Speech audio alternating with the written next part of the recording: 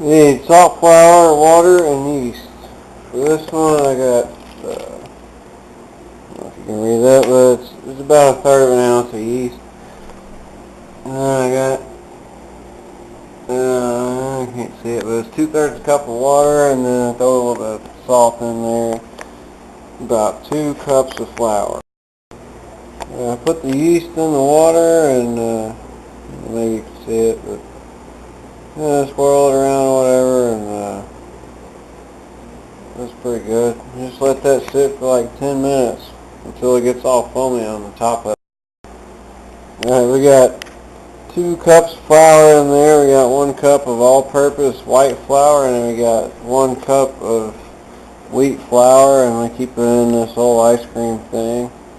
And we're waiting on that yeast, you know. And we put a little bit of salt in there. If you want to get technical, just put like 1/8 of a teaspoon of salt in there, just a pinch.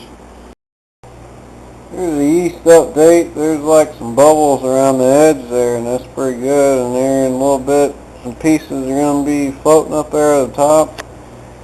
You might just trigger one by doing that. Yeah, I don't know if you can see them little dots, but there's 3 little columns of fucking yeast food that floated up the top. It's not quite done yet. What I always do is I make it like a bowl shape, kind of like I take the flour and I make it like a bowl, and then I pour that in there, and then I mix it up. And then I think it mixes a little better instead of just if it was, you know, the surface was all flat like that. I bowl that a little bit, and then I pour the water in there. Alright, so I switched around the yeast, and I poured that in there, and now I'm going to mix it up with the spoon there before I mix it up with my finger. I mixed it up with a spoon, and now I'm going to use my fingers and mix it up a little bit more, and it has more of a good consistency. It's all one big dough ball. Alright, I don't have anything on my fingers, so this isn't a very sticky dough ball, but this is enough to make probably 2 pizzas, hopefully. Now I've got like a little bit of, I kept the wheat flour out. I put the other stuff away, but we got like a little bit of stuff in there, and you know, you just take that and throw it in there, and you know, I gotta flatten this thing. See, it picks up all that flour. It ain't gonna stick to the counter. We're making 2 pizzas right now, so I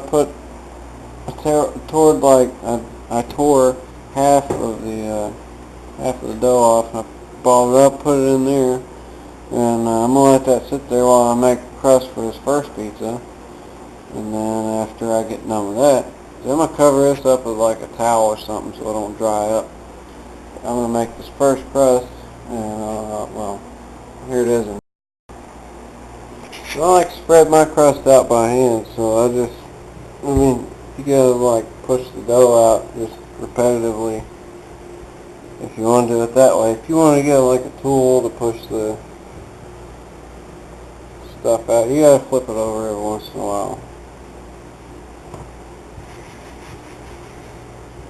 See, it's gotta have like enough flour so it don't stick to the counter. So you just swirl it around like that and whatever, and flip it over. And see, this stuff is like, it's about, you know, 1/4 of an inch thick right now at some places. And we'll get back to you. Before I turn it over, I just put a couple of sprinkles on there, and spread it out a little bit. Flip it over, and you know, it's kind of sticky. I mean, take some more flour and sprinkle it on there and spread it out so you can mess with it. And you got like a 14, 16 inch pan or whatever. You make 2 of them almost.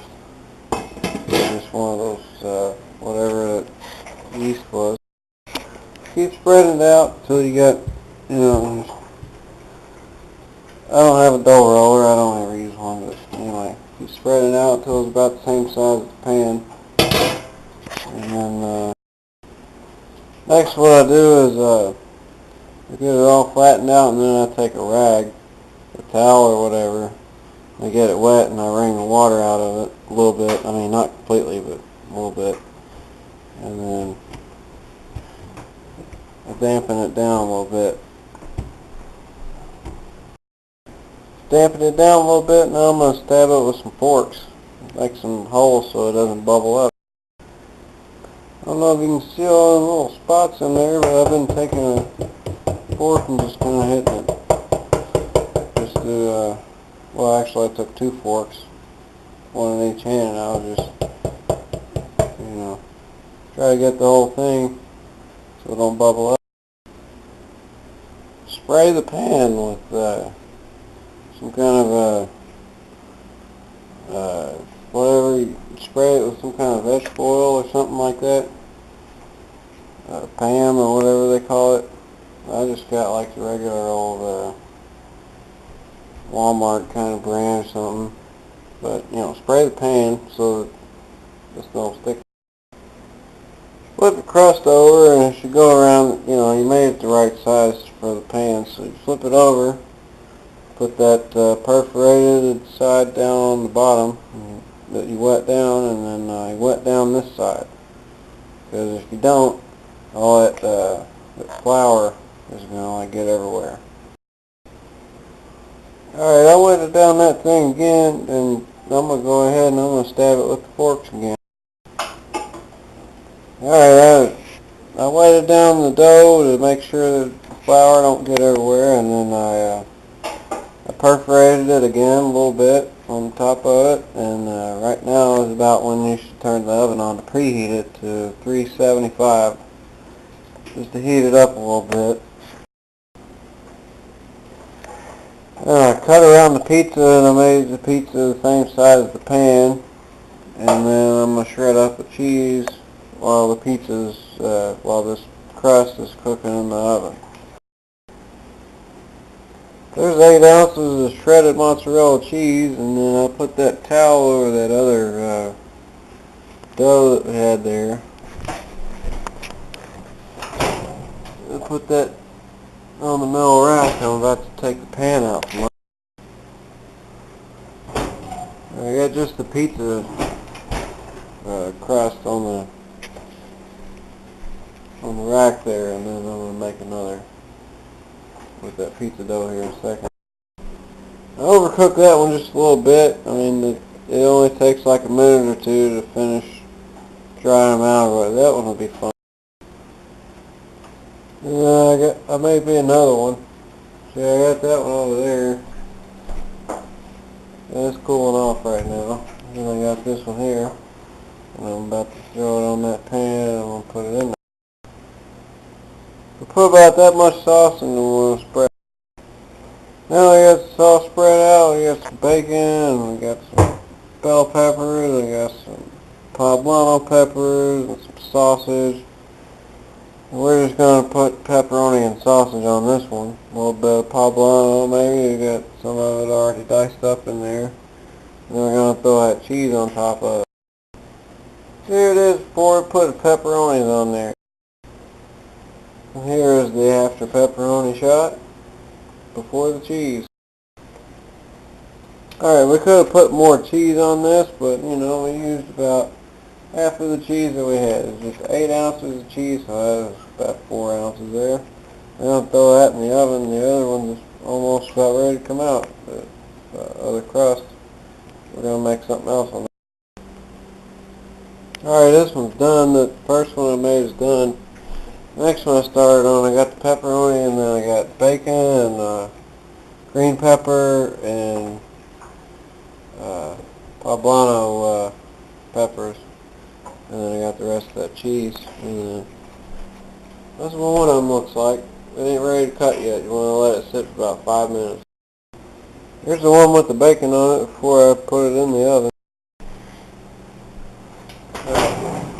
I'll slide this off the pan.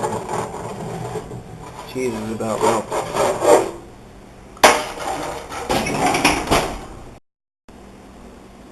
There's what the other one looks like. It's got a little bit more green pepper on it, so there's a lot of green in there. But this one's got a lot of bacon on it.